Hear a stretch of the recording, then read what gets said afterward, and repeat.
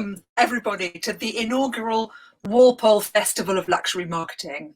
I'm Helen Brocklebank, I'm Walpole's Chief Executive.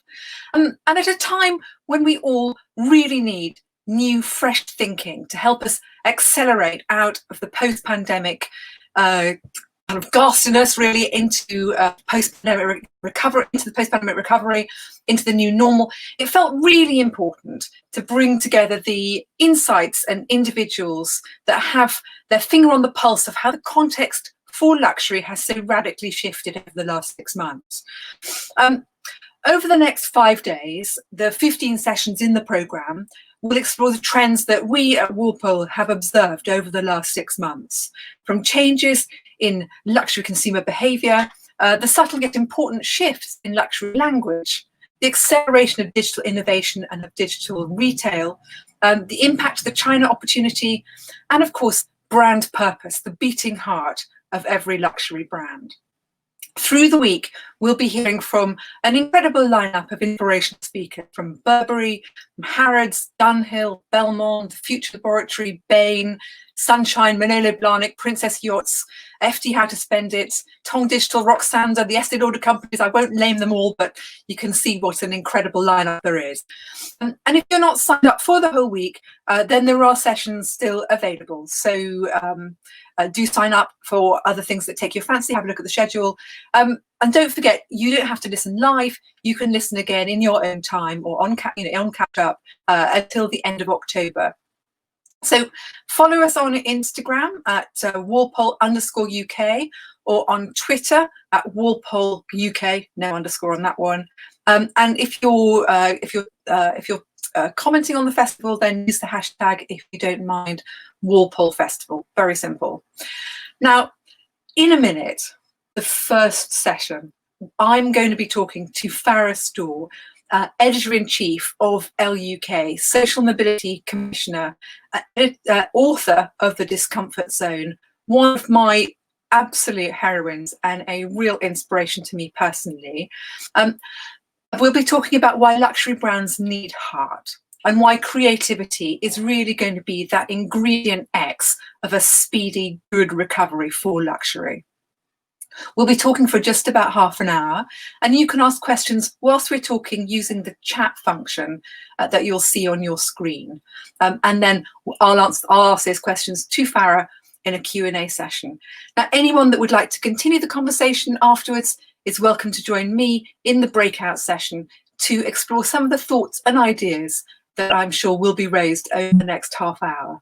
Now, it feels very strange not to be able to have a massive round of applause to welcome a guest. So let's have a huge virtual round of applause and welcome Farrah Storr. Farrah, thank you for joining us. Thank you for having me. It's very exciting. Exciting. So let's kick on. I think if we start really by interrogating the title of our talk, we're here to talk about how to create a luxury brand or fashion brand with heart. Tell us a little bit about what you mean by that. Well, I suppose it's twofold, really. I think one of the things, if I can be very honest here, is, I was an outsider to fashion. My background is I'm an editor, I'm a journalist. My job is making businesses work. And so, having been an outsider to the fashion world, I always thought it actually was an industry which didn't have a lot of heart. And actually, of course, when you come in, you realise you're quite blown away by the fact that it's brimming with the stuff. It's incredibly progressive in terms of sustainability, ethics, nurturing talent, particularly creative talent. But it's not messaging, it's not a narrative that is told to the rest of the world. So I remember when I first recognised that, I was like, well, there is a real problem here, actually, and it's a communication problem, because this industry is full of heart, it cares deeply, but it's only talking to itself. And that, for me, was always one of the problems about fashion, which was it's seen as exclusive, it has these huge walls, and of course, once you get behind the walls, it's this wonderful, very nurturing world. So for me, when I joined ELLE, I was like, the comms are really bad here. What we have to do is we have to open up and go, luxury is hugely inclusive. And that means that we have to tell that story to the rest of the world. So that's why that's something that since I joined ELLE, I was very, very keen to get across. And I think the other thing is, and this probably sounds cliche, but cliche is usually true, that's why it's cliche, is that the world cares deeply at the moment. You know, we're going to go through probably a depression. And actually things will start to change. And what happens is, of course, in times of kind of economic uncertainty, is people change and their value system changes. And we've already seen this happening over the last few years. But I think now you're at a point where people are going to go, it's not enough for me to buy a handbag or to buy a magazine. It's like, what do you stand for? And of course, when you know that your brand stands for something that you care deeply about, makes it much easier to buy and spend money, of course, ultimately. Absolutely. It's twofold, really. Yeah, that's really interesting. I'm very interested in the fact that it's the gates are keeping the message in rather than not, and that has the effect of keeping the people out. Why do you think that those messages, because my experience of luxury and fashion and my experience in working on ELLE briefly in the previous life was that it was full of heart, exactly, and the people are amazing, and it's very heartfelt. Why isn't it coming out? Why has luxury and fashion had this very kind of austere gatekeeping related reputation? Well, I think, and I always speak from my own experience because it's different for everyone, but I think, culturally, luxury and fashion in particular, fashion's job is to move ahead so that you can never quite keep up. And in doing that, in this constant change, people are always about 10 or 20 steps behind. And that is the job of fashion. And that I understand. And that is important. But I think, and we've seen this, and I can speak very candidly as an editor here, the culture was that fashion, and let's speak about editors, for example, is that you're kind of in an ivory tower. And that's how you create aspiration. Aspiration is by looking at somebody who is so far away and actually quite out of reach. That creates desire and aspiration. And I think that was always the way, rightly or wrongly, not here to demonize the culture, but that's the way it was.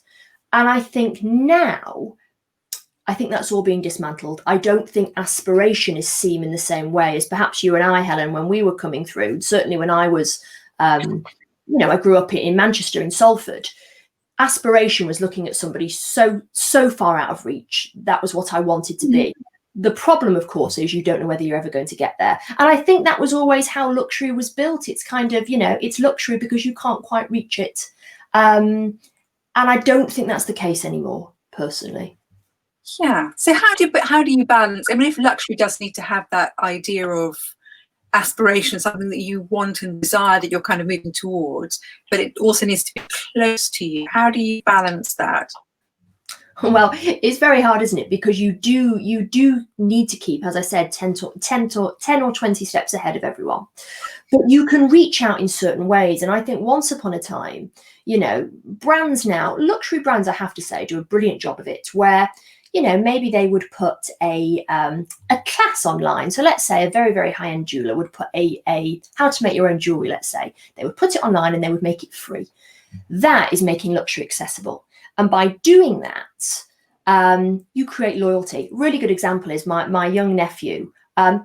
He's, what is he? He's 11 years old. He can't afford Gucci, but he knows that when you go into the Gucci store, you get free chocolates. You go in, you get chocolates on a silver platter, and the woman that serves you the chocolates speaks his language.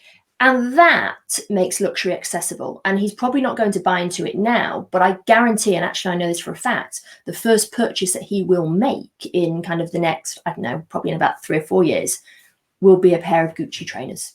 Yeah, and I think that works. A very long timeline, that long horizon. That's right. You become a customer a long time before you actually, that transaction takes place. Yeah. I want to go back a little bit and just ask you, I mean, you've been editing ELLE for a year now, and before that you revolutionized Cosmo and you launched Women's Health. I mean, you had this incredible journalistic career, but Heart, and that inclusivity has always been really, really important to you. Tell me a bit about why it's something that's a real mission for you.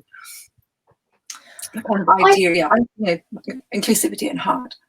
Yeah, I think actually when you boil women's magazines down, for example, the reason that I always wanted to work on a women's magazine was they cared about you. They cared about women. Yes, they were about entertainment, but at their heart, what women's magazines were about was about, we're going to take care of you. We're going to tell you about the world, and here's all the great stuff in it. But essentially, it was taking care of women. So by their very nature, women's magazines, the media in which I work in, is they care.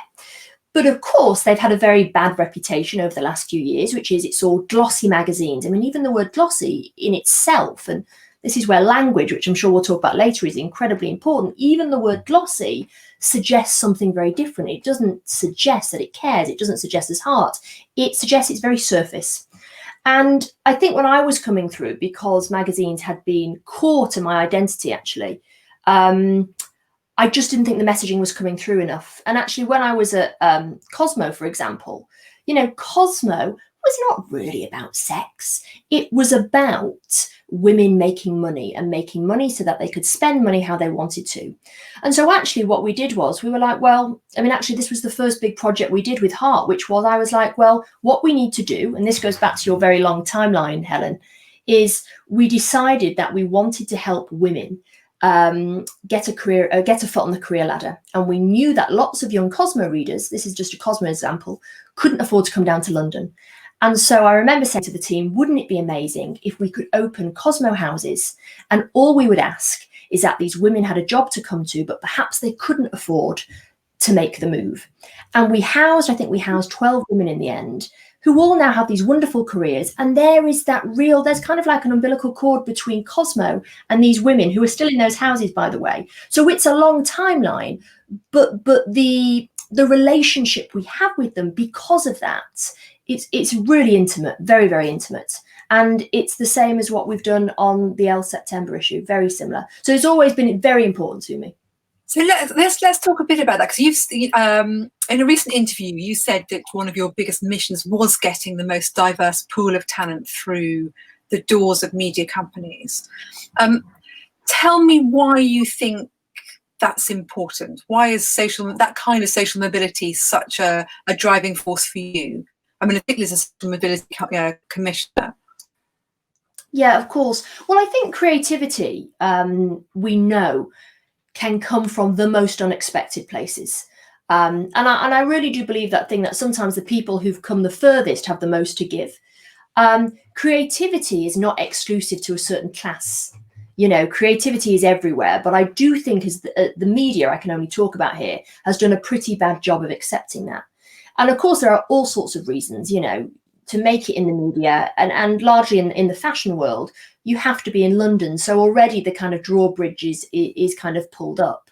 I just don't think we speak to people in all corners of the country. And I think for me, one of the worries is that if you want a thriving business as a media business, you have to speak to the entire country. And I think one of the things, particularly over the last few years, that has worried me about the media, and we've seen this with things like, these are not luxury examples, but, Grenfell, Brexit, there is a huge gulf between the London bubble, particularly the London media bubble, and the rest of the country. And of course, what comes from that is real anger. And if you let that anger simmer for long enough, you're never going to be able to repair it. And so, my job at ELLE has always been about nurturing new creative talent. We're about the new, the next. But we've got to find where the next is coming from. And they can come from anywhere. But what we have to do as a company, ELLE as a brand, is we have to go out and we have to have these conversations. I don't think as a brand it's enough to go, our doors are open, come on in. You have to do that, but you also have to go out and find these people. Yeah, that's interesting, isn't it? Because I think in your Ed's letter in September issue, you say an industry that sets the cultural agenda has a large section of society absent from the table, and that does feel it feels weirdly like a much, much bigger problem post-pandemic than it even was before. And it was already, as you say, with those kinds of cultural divides from Brexit, the kind of the north-south thing, really, really, really problem. Tell me what, I just want to go back one step, because I want to come into the September issue, because it's such such an extraordinary issue. We won't. There it is right now. We'll come and talk about it, and into October. It feels like a really seismic shift. What I just want to talk about the beginning of lockdown. So pre-lockdown, you had the vision of connecting the ELLE, the talent, the kind of the voices and the readers to a much more national view of the kind of landscape. But then I was really interested in something that I was reading. You said in lockdown, I'm just trying to think of the quote. You had to reimagine what sort of brands you can create when the entire fashion industry is at a standstill. So was that massive pause that that the lockdown put into everybody's lives, was that helpful for you in just reimagining how that plan of social inclusion could come about? Yeah, I think you're right. I mean, look, I'd always had the idea, I always had this dream that actually, as soon as I got to ELLE, what we would do is we would kind of lower the drawbridge, and we would, I always said I wanted it to be a club, but I wanted it to be a club where everybody was invited and everybody was allowed to be different within that club. But of course, what happens is you take on a job and you go along with the status quo. You shoot your collections and you do your profiles, and you, without meaning to, you kind of, sometimes it's very easy to forget the path that you thought you should be on. And particularly for me, I think, because, I had come from editing Cosmo, I was suddenly in this luxury brand. And I think what happened very quickly was, obviously lockdown happened. We couldn't shoot anything. We couldn't really do anything, actually, is the truth. And so we had this, it was a momentary pause, I have to say, because we didn't actually stop. But it was a momentary pause and we had to rethink everything we did. And, of course, a lot of the shoots which are in the September issue and in the August issue are shoots where we had to rely on talent across the country. Some people we hadn't worked with before. We were relying on photographers who lived with models, who could do a photo shoot in their house. And it made us realize very quickly that actually what I had wanted to do to begin with, which was bring these new names and these new voices with different experiences in, COVID actually meant that we had to do it in a way, because everybody that we had relied on before, they suddenly couldn't help. They perhaps weren't in the situation where they could, they did live with a model, so they could shoot a fashion story for us. So the pause was really important. But also the situation necessitated that we had to work with different people. And I think the other thing about COVID, which you said earlier, Helen, you could see even at the beginning what was going to happen, which was this divide across the country. It was not going to end well. It was just going to get bigger and bigger. And actually, as an editor of a brand where I was saying, well, I wanted to unlock the drawbridge, it was like, actually, you're going to have to do this really quickly. And actually, because everything is now done via the internet, it's probably a very, very opportune time to do that, because we can reach a much further swathe of the population. So tell me about how that thought about reaching people, the facility of the kind of the new digital landscape, I guess, kind of having to do things by necessity being the mother of invention. What do you say? Constraint is the mother of creativity. Yes. I'm slightly misquoting there, but I thought I just need that written on my wall. Constraint leads to creativity. So tell me how the September issue emerged, because what you've done there, you've taken 12 amazing young individuals from Stoke, from Suffolk, I mean, from all around the country, and you've kind of put them into the heart of the magazine. Tell me a bit more, unpick that for me, why, how you did that, why September was important, all of those things. Well, September is important because historically it's the most important issue, of the year. So it was, but it was a very deliberate sign and signal about what we wanted to do and what the beating heart of ELLE was. I mean, actually, when I first joined ELLE, the idea that I'd always had was actually we would take an issue of ELLE. I wasn't sure if it was September at the time, to be honest, but my dream was to take an issue of ELLE and to travel across the country and to put it together in certain schools, in certain areas who perhaps didn't feel the media spoke to them. That was the plan. Of course, when lockdown happened and I had this pause, I could reflect, that was kind of like, well, we can't do that anymore. But then, of course, Constraint being the mother of creativity, we actually discovered, well, actually, we can reach all corners of the country now, because actually if I had taken an issue of ELLE and made it across the country, at best I would be able to go into what, 3 schools, probably in the northeast. It wouldn't make a kind of dent in the universe. But actually we said, no, we need to do this, and actually we can do a much better job of it. What was important to me though was that we did it properly, and that it was really it was a really considered project. Because I think one of the things I always get annoyed about is kind of, you know, people doing projects, they're very knee-jerk, and they don't think about the longer term ramifications of those projects. And so I've been a social mobility commissioner now, so our whole job, for those who don't know, is to monitor social inequality across the country. So that's 3 years of my life, so I'm pretty well versed in it, but I don't know everything. And so I went to them and I said, look, I want to put the September issue together, and I want to do it with around 12 students. We weren't sure we could do any more, 12 students. And I want to do a proper mentorship, which really means something. And so we worked together. And, you know, one of the things through all the studies and research that we have through the commission is you don't just do a one-off, you have to commit. So of course, this scholarship now, or this mentorship, it's a year long. And of course, with it being a year long, it will be a lifelong connection with these young women. They were brilliant in that what they brought was, they said, look, the expertise is we can tell you the exact locations where there are kind of cold spots, you know, very little opportunity, particularly for young people coming out of education. And we can identify the schools, so further education colleges, of course, academies, of course. So it became a real partnership with real weight and depth to it, really. And you know, we turned it around very quickly. I mean, actually, I put something out on Instagram saying, are you a teacher in these particular areas? You know, I think it was Bradford, Norwich, where else did we have? Oldham, the Northeast, Sunderland. And you won't believe that, I mean, in a weekend, we had like thousands of teachers getting in touch with us. And one of the things we did was, you know, we had to make decisions on who was best suited. But it was literally me and my team picking up the phone to teachers and going, don't give us the excellent student who is academically perfect.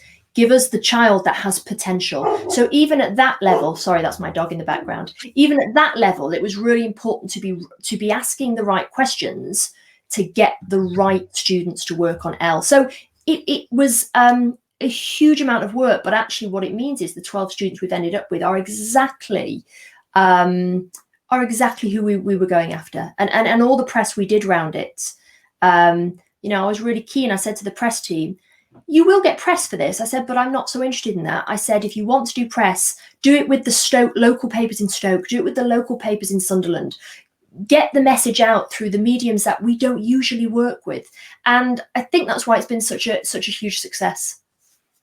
So tell me about those 12. What did you, I mean, they are a properly diverse group. I think if anybody wants me to share with them a photograph from my iPhone of that spread in the magazine, they're really wonderful. What was it that was there something that they were all saying to you? What were the views that you were hearing that surprised you?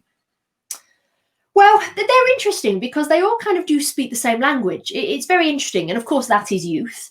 But all of it, without exception, actually. And it even got to one point when I was reading their contributors' contributions, and they were literally saying identical things. It was inclusivity. Now, whether they quite understand exactly what they mean by that, but it was body inclusivity was their main thing, actually. Ethnic diversity. They wanted to see people like them.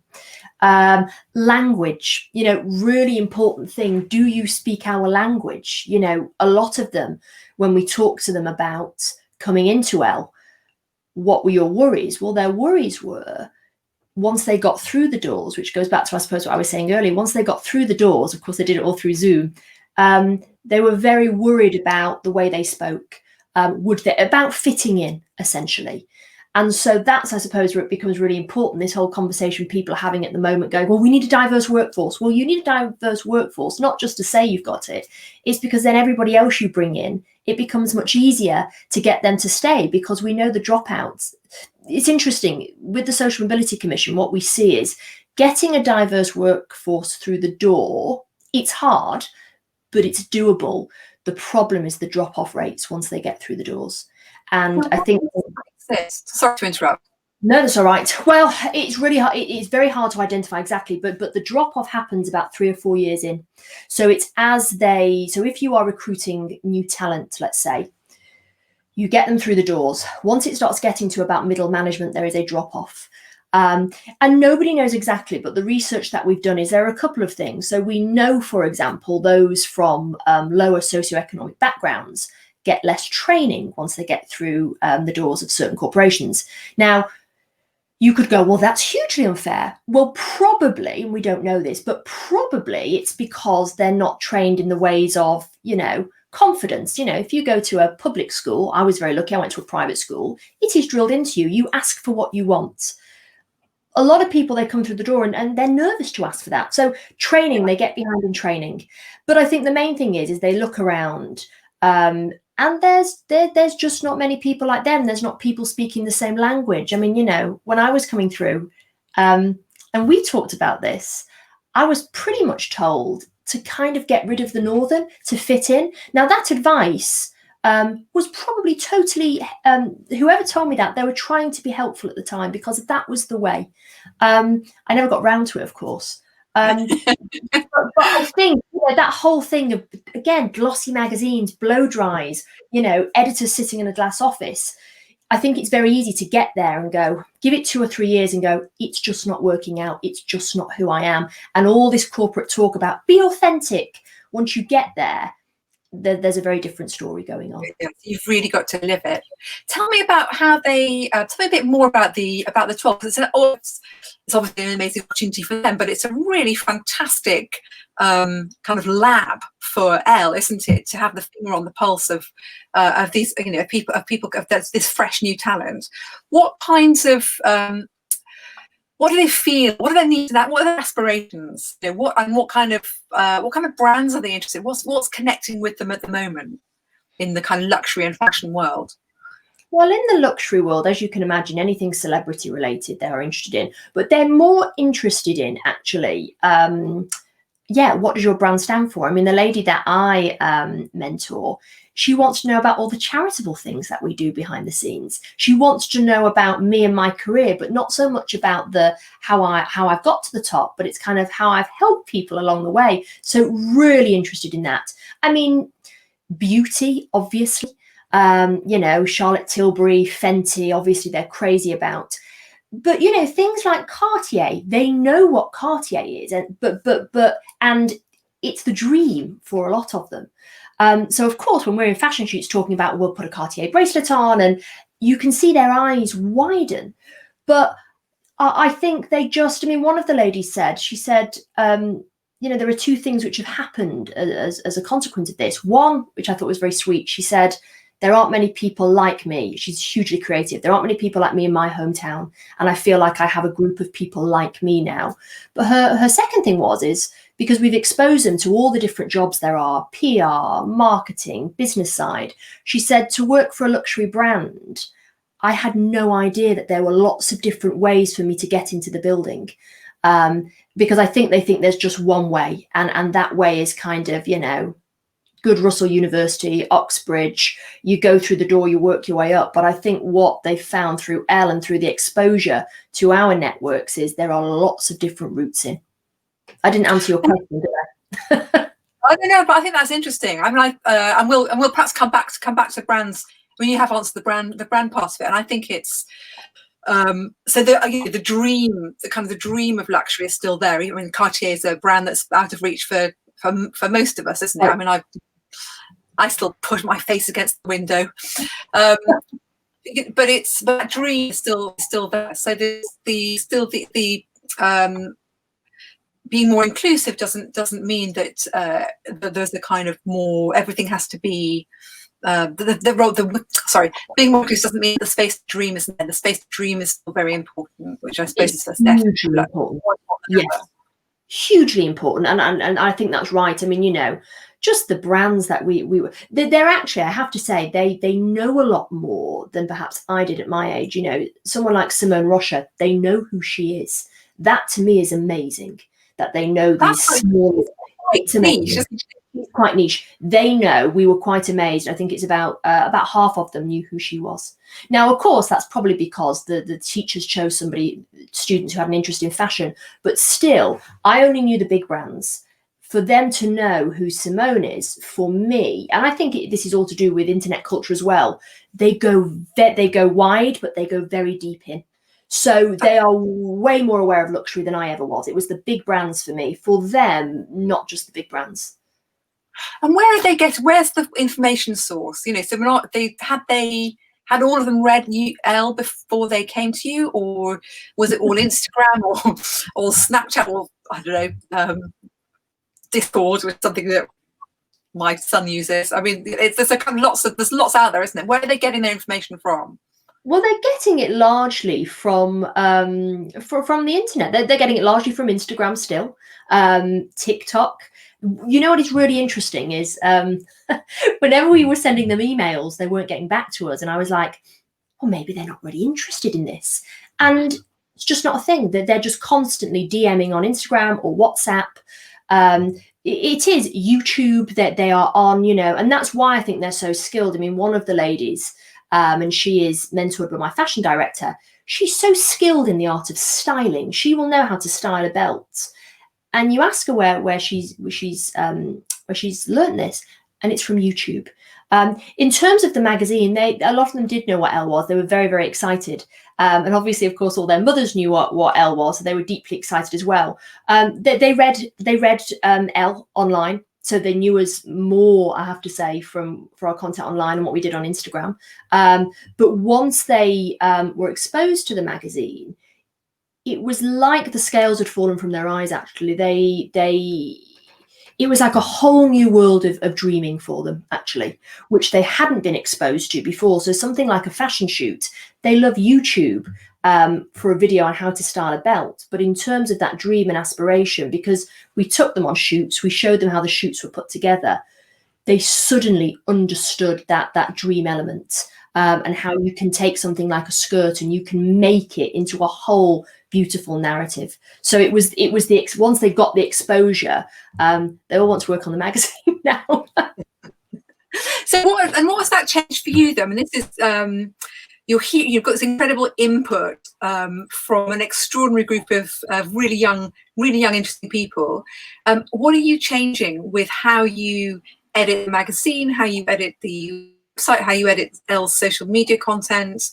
What are you putting out there to connect more robustly with that audience?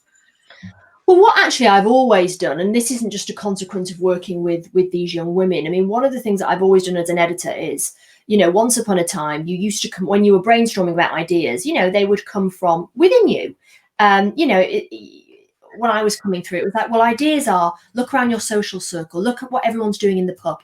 And of course, it doesn't work because it goes back to what we said at the beginning. Your social circle is very small and it's the same type of people. So one of the amazing things, of course, that social media has given us is a window to the world. And me and my team spend most of our time, and this is where I tell them to get ideas from.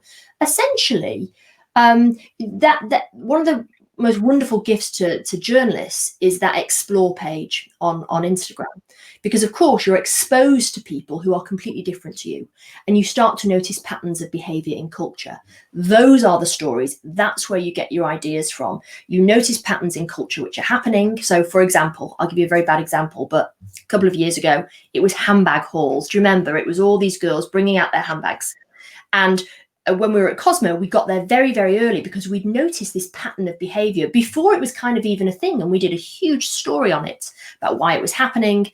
That is how we really get ideas now. Now, of course, the mentees, when we kind of start working with them, will feed into all of that. They will go to they'll go to their social groups, but they'll come back. But because they're constantly plugged into social media in a way that you or I mean, I spend a lot of my time on it, but in a different way, that's where a lot of their ideas will come from as well. So they are, it's going to be interesting to see what happens. Yeah, it'd be interesting as well for I mean, one of the things I see from other luxury brands like Walpole, that listening through every channel is super, super, super important. That's it. And we've talked because of this the 12 amazing mentees that you have in ELLE. We've talked a lot about the new the kind of the young, but social mobility for you and inclusiveness and that kind of heart that we've been talking about is not really about bringing the youth in, is it? It's much bigger than that for you. Tell me where that goes. Who's in your pool when you talk about kind of inclusion and heart? Well, I think for me, there's two bits to it. In terms of the new talent coming through, that is the way. That is going to be younger. It's just that we're looking in different areas for it. But you're right. When I joined ELLE, I never personally subscribed to this idea of a single woman of a certain age from a certain background was in this club. Actually what I wanted was, ELLE at its very, very core. And when I joined a magazine, I spent a lot of time looking through the archives. It was always about originality of spirit and creativity of heart. And actually, I've always believed you can be an original spirit, whether you are 80, I was going to say like Iris Apfel, but she may even be older than that, or you could be 18. It doesn't actually matter. So my remit with ELLE is to make it much, much broader. And we saw significant success, actually. So yeah, different background, different age, different lifestyles. Now, of course, people go, well, how can you talk to people if it's so vast? Well, I suppose from somebody who creates content, what I've never subscribed to is that idea of, and you may remember this, magazines, when I was coming through magazine brands, people go, well, it's this woman and she likes this food and she lives in this area, and every single thing in the magazine had to speak to that woman, and the tone in the magazine had to be exactly the same. I often would work on magazines where everything would get rewritten, so it was the tone of the magazine. Of course, that's completely old-fashioned and redundant because nobody speaks the same language, nobody talks the same, no one has the same experiences.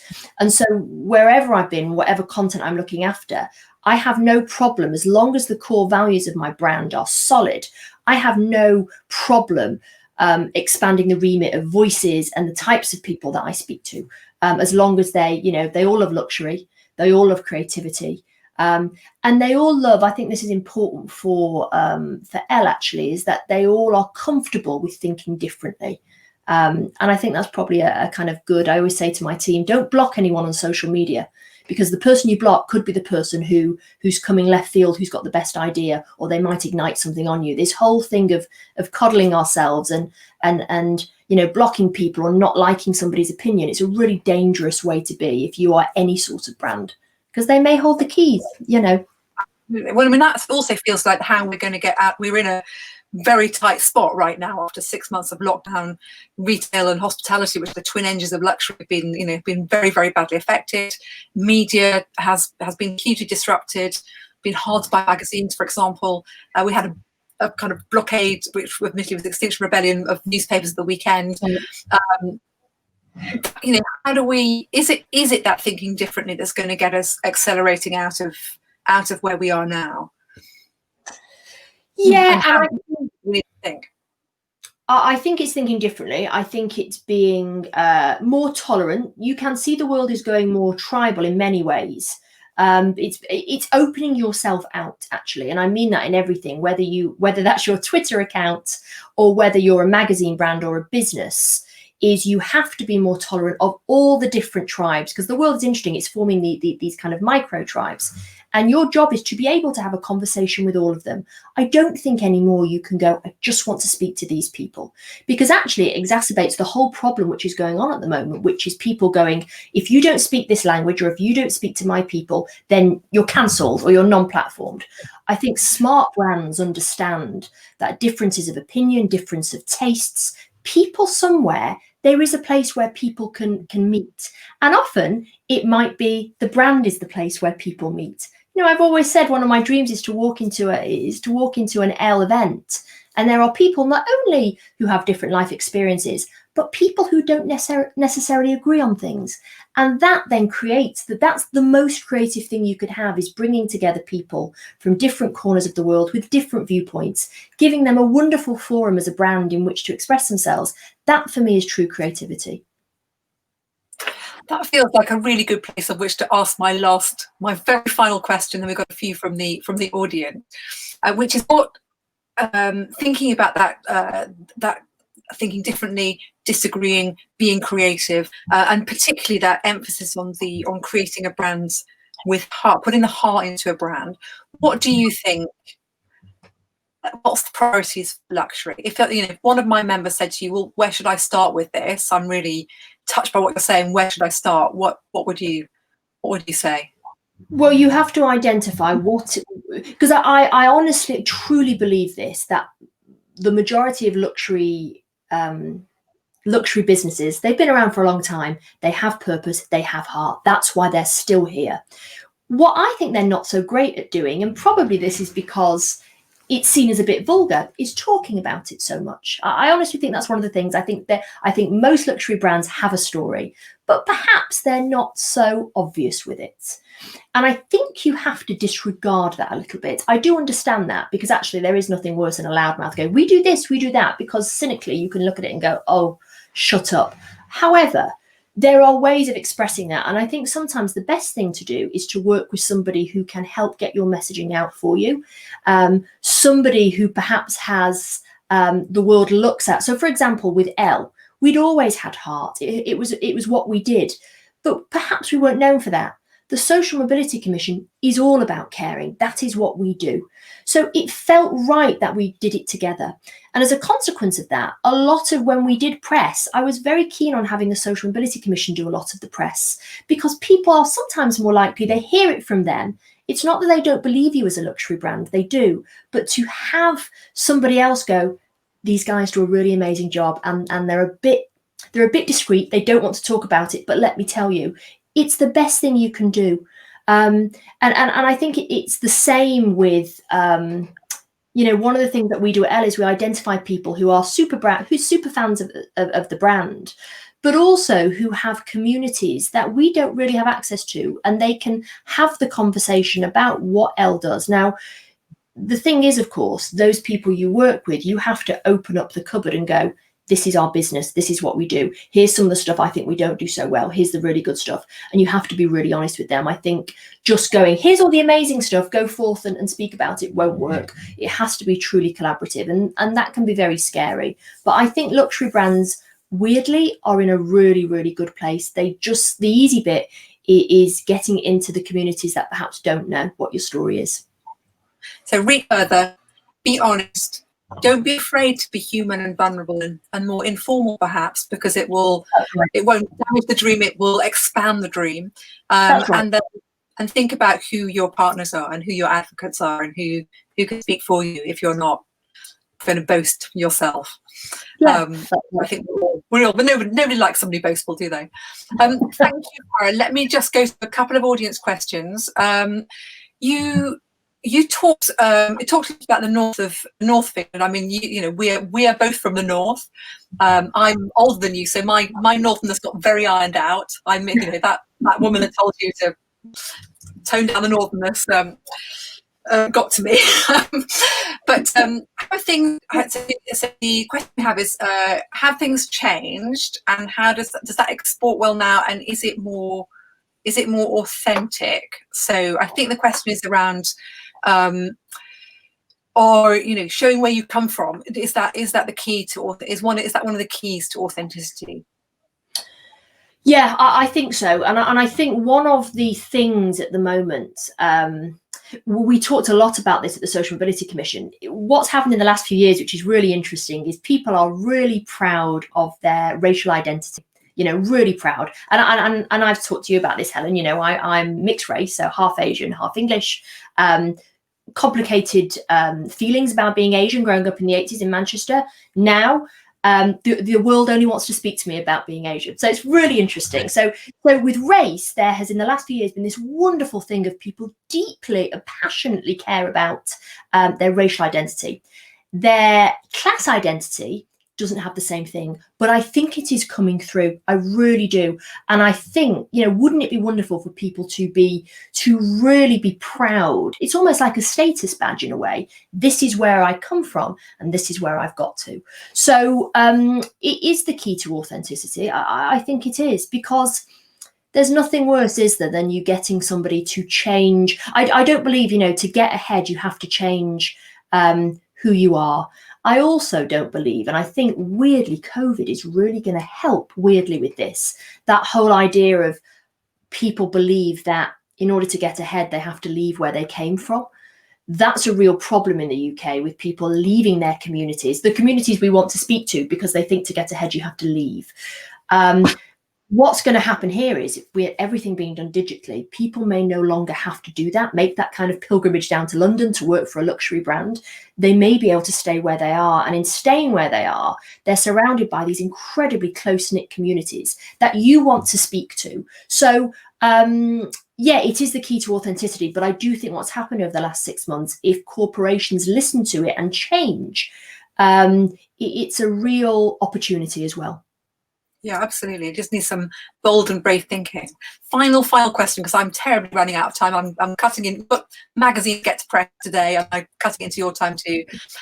In 2020, says one of our listeners, do you think luxury brands should be thinking more like online media businesses? Well, it depends. Could go anywhere. It depends in what respects thinking like online. I mean, I wonder whether they mean kind of the values and ethos of online, kind of Silicon Valley, which is very different to the values we've all grown up with, which is that whole, fail fast, experimentation. I'm not, if that is what this person means, and it may not be, but if it's taking the values that a lot of the online world and really Silicon Valley has embraced, I'm not sure. If I'm completely honest, I think a lot of the values that the luxury goods companies, which are very different actually to online and Silicon Valley, which is, let's be honest, the digital revolution has spawned Deliveroo, Uber. They don't really look after. They don't really look after their workforce. Luxury goods companies have always had an understanding of craftsmanship, quality, looking after your workforce. So not failing too much, because I think this whole obsession with fail, experiment, well, I think that's ludicrous. Fail small, don't blow the business to bits. We've seen real car crashes. So no, I actually think you can take a little bit from what the online world is doing, but actually I think your core values are probably more important now than ever, and you should stick to them. But get that drawbridge right down. Right. Lower the drawbridge. Stick to your values. Lower the drawbridge. Bring people in. Farrah Storr, thank you so much. That was such a wonderful way to open the festival, and looking forward to speaking to you again soon. Thank you. If anybody sorry, I was going straight into my my exit. Thank you very much for joining us. Do join me in the breakout session. There will be it'll be in the chat. In the chat thing is the link to the breakout session if you want to come in and have a chat about how we as luxury brands take forward some of those ideas that that Farrah has been working with. Don't forget to log on at 2 o'clock to this afternoon's talk with luxury experts Future Laboratory and Bain for a really deep dive into the science and data behind consumer behaviour, how it's changed, and what we're going to see being the really crucial things to take advantage of over the coming months, hosted by Charlotte Keating. So thank you very much. I'll see you, I hope, in the chat room.